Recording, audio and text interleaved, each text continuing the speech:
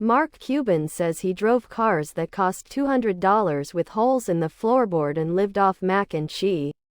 Say because he wanted to retire early. Benzinga. Before he was a billionaire and a standout on ABC's Shark Tank, Mark Cuban's way of getting around was anything but glamorous. Known as the former owner of the Dallas Mavericks, you might not peg him for a frugal guy, like how Warren Buffett is famously cautious with his spending.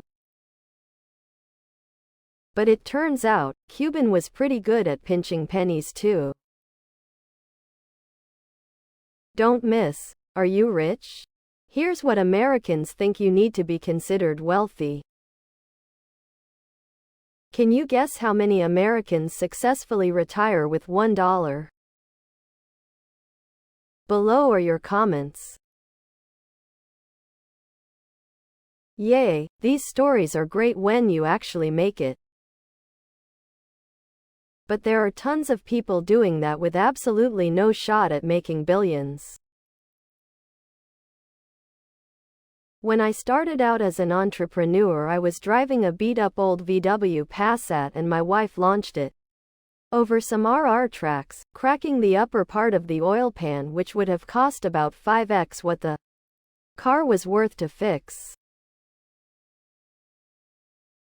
So I'd drive to meetings with a plastic tub to stick under the car in the parking lot to catch the oil.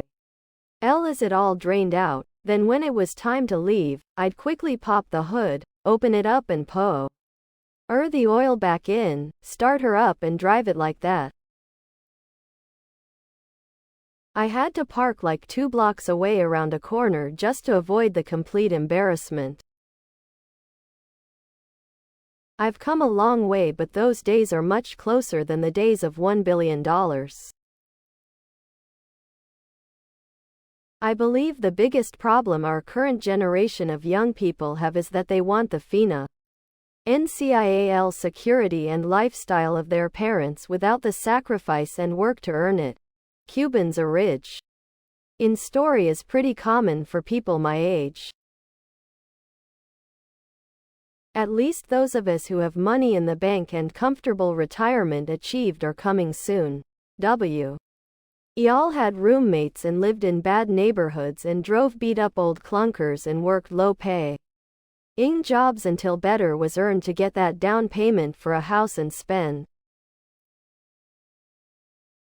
Some of us went on to be millionaires, but that isn't necessary to live the dream of retirement while still young enough to properly enjoy it. It's all about keeping your lifestyle below your means. Except instead of 5 roommates in a bad hood and a $200 car that becomes a modest house in a modes T neighborhood and a quality second-hand car with low miles you keep for 10 years before replacing. Or in Cuban's case, just not partying like he's Elon Musk, I suppose. It's all relative to income.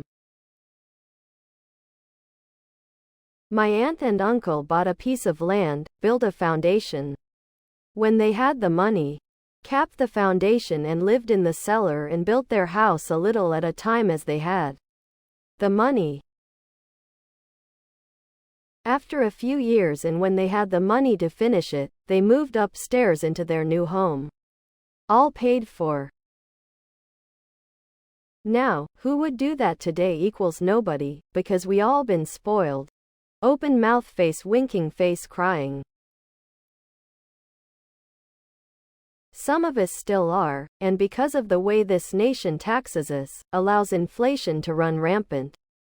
And doesn't seem to have an equitable sense of how to treat senior citizens. Some of us may never get to retire. But glad Mr. Cuban had the opportunities and moxie to move up the food chain and make it. More power to him. I've always driven cars that had holes in the floor. That's how they bolt the seats in.